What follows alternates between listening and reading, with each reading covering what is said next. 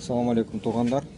Азыр біз жанагы интернеттен көрүп калабыз го кээде. Кабель аркы менен, же болбосо лимон менен, же картошка менен, батарейка менен, телефонный батарейкаларды зарядтаганда телефонду. Азыр эми биз эң жөнөкөй нерсени кыргыздар ойлоп таптыр. Телефон, керектүү нерселер, бычак, анан пияз. Азыр карап туруңуздар. Пиязды кесебиз мынтип. Болду. Бычакты алып коебуз. Телефонубуз ачабыз. Ачтык, мынакей. Пиязыбызды койдук, желет кошулуп. Мынакей. Чаптык кайра.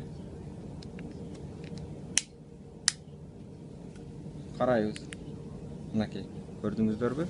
Заряд алып атат. Караңыздар, телефон эч нерсе жок, эч кандай кабель эчтеке жок. Телефон пияз менен зарядтаганды кыргыздар ойлоп таптыр. Чоң рахмат.